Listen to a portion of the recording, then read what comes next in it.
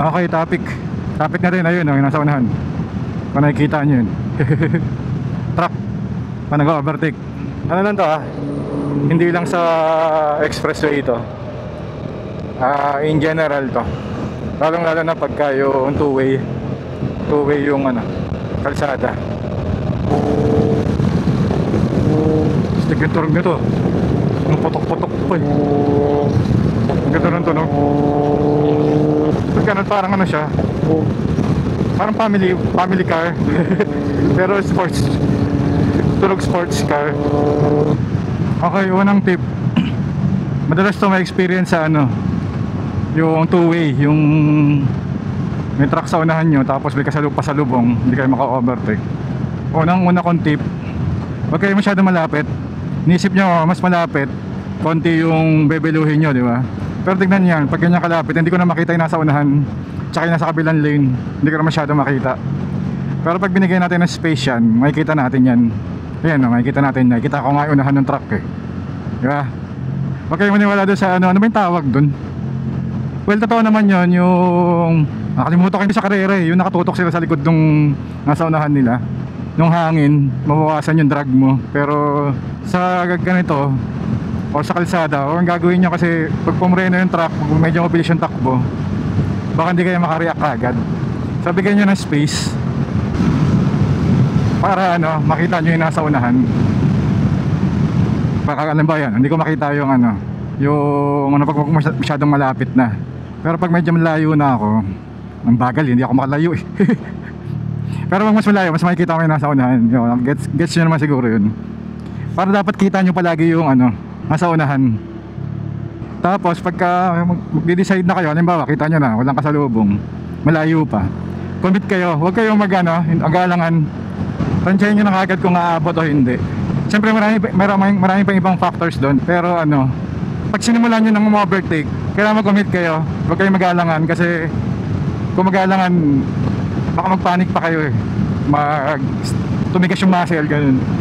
Nagsimula na kayo mag-overtake, ibig siguraduhin nyo na abot, siyempre una, lalo na pag may kasalubong. Huwag kayong mag-alangan, kasi yun, masama yun. Kung magalangan kayo bago pa pumasok, pero pag pumasok na kayo, siguraduhin yung pasok kayo. So yun. Commit nyo lang pagka simula na. Tapos ito, natutunan ko to nung yung isa pa yung motor natin, yung nasa DRT tayo, yung 115 dala natin. Ang hina na kasi umatak nung sa high gear, nung naglaki ako ng gulong, tapos nagpalit ako ng sprocket set, nawalan siya sa rekta. So ito isa sa tip ko, pag mag-overtake, isiguro din nyo high RPM. Kasi minsan pagka sobrang high gear na or sagad na yung gear nyo sa taas, parang ang hina na ng pickup niya. Kasi nga, matagal na rin umangat ng RPM, di ba? So dati ako, doon sa motor ko na isa, ito kasi malakas to eh, kaya mag-overtake na to dito kahit mabilis yung takbo. Nasa two-way kayo o yung mga probinsya, basta hindi kagaya ng DRT na example natin, pagka high gear mo ng overtake, ang tagal pumick up eh. Ang tagal mong ang tagal mong maunahan yung truck. Ang importante sa pag-overtake, mas maiksi ka dun sa gilid ng truck, mas safe kasi kung two-way may salubong, di ba? So mas maiksi yung time mo dun sa tabi niya, or mas maiksi yung time mo mag-overtake, mas safe yun. Eh kung matagal ka dun sa gilid dun, di ba, inuunahan mo, ang bagal pumick up ng motor mo, delikado yun. So tatagal ka dun ng mga ilang seconds, mga 5 seconds, gano'n, delikado na yun. Yung nakikita, yung tinansya mong open sa malayo, malapit na yun, yung kasalubong nyo. Or pag yun nandito, ang tagal mo sa gilid niya. So lagi ko sinasabi, interaction sa ibang sasakyan. So may risk yun na may mangyari na mag-serve siya o makatulog. Basta pag overtake, bilisan nyo mag-overtake. Huwag kayong mababad dun sa hindi, marami akong nakikitang lalo na sa 4 wheels pa nag-overtake sa bus, sa truck. Ang bagal. Kumbaga, kung yung truck 70 takbo, 80 lang sila, hintay nila malagpasan nila yon. So delikado yun, nagbababad sila sa gilid. Truck yan, mahaba yan eh.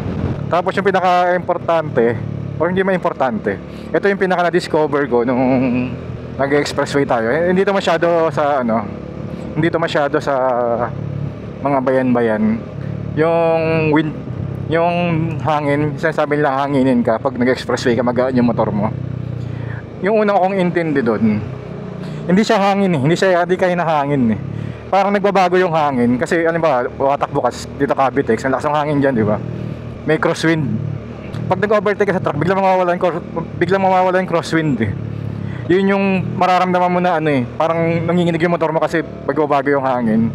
Parang akala mo inahangin ka na malakas, pero ang totoo sa tingin ko, ang totoo nangyayari doon, nawawala yung hangin kasi nga nag-adjust yung motor mo. Tsaka yung katawan mo doon sa hangin na nararamdaman mo, di ba? Siyempre nilalabanan mo yung hangin eh. So biglang mawawala. So para maninibago ka bigla. Pero meron din yung hinahangin talaga, lalo na pag in-overtaken ka ng truck. Merong ganun. Pero pag ikaw mag-overtake, sa mga na-experience ko, wala. Tapos research ko yan noong nakaraan. Kasi napanood ko siya ang pangalan nito. Kalimutan ko eh, yung naka-Harley siya. Yun yung topic niya eh, mag-overtake sa truck. So ginagaya lang natin. Binigay lang natin ang input natin sa Tagalog. Si MC Rider, ayun. Binanggit niya doon, may air pocket daw. Sabi ko, may ganun ba? Umaandar yun. Kasi ang air pocket, pag mabilis yung galaw ng hangin sa ibang part, kasi yung isang part din na hanginan, nagkakaroon ng air pocket, umiikot. Kagaya na ito sa windshield natin.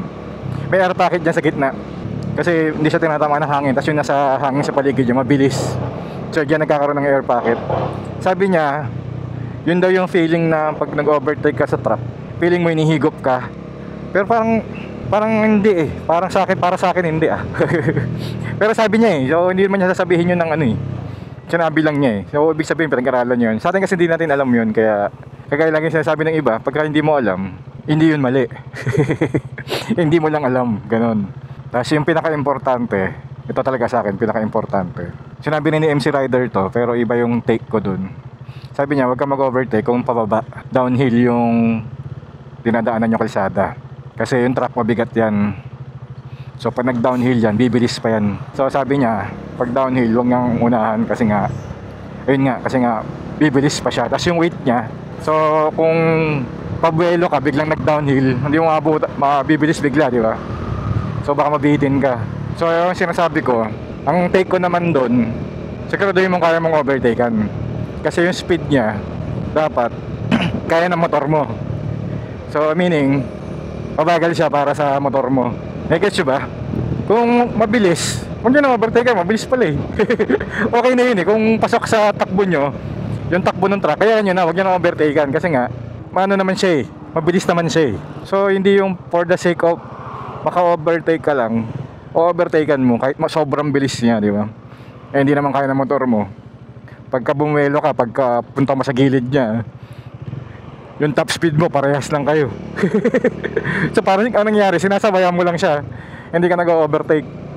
So pagka ganon, yun nga yung sinasabi ko, na parang magko-commit ka din, tapos tatansyahin mo yung takbo niya, yung motor mo, alam mo dapat yung hatak ng motor mo, doon ka mag-overtake, doon ka magko-commit. Pero kung for the sake na maka-overtake ka lang, pero yung takbo naman ng truck eh pasok sa takbuhan mo, huwag ka na mag-overtake. Delicate interaction pa yun. Pero depende sa situation. Kung yung truck eh open yung kargado tapos open yung ibabaw, kakain ka ng buhangin doon. Kailangan mo talagang overtaken. Pero again, kailangan mong siguraduhin na kaya mo yung speed niya, kaya mo siyang unahan. Kung hindi kaya, tapos naka-open, may alikabok or buhangin, i-distansya mo na lang. Pwede naman yun, dumistansya ka. Eh kung mabilis nga siya, distansya mo, hindi mo rin naman siya abutan, hindi ka rin naman niya maistorbo. So ganun lang. Yun lang, mga short lang. Kasi kung tutusin, hindi kasi tinuro to. Wala tong dito tinuro sa Honda. Natutunan ko lang to sa sarili ko lang, sa pag-ride lang. Experience lang kumbaga. So kagaya nga sabi ko kanina, yung example natin, yung air pocket, hindi porket hindi mo alam, ay mali yun. So ito, alam ko to, pero hindi ko alam kung may mali doon sa sinabi ko. Dahil kulang pa tayo, hindi naman tayo tinuruan eh, experience lang yun. Okay, so kayo nang bahala mag-decide kung may tulong or wala. Pero share ko lang, share ko lang ng experience from a newbie rider to a newbie rider sa inyo. Okay? Thank you naman din. Hanggang sa muli. Bye-bye.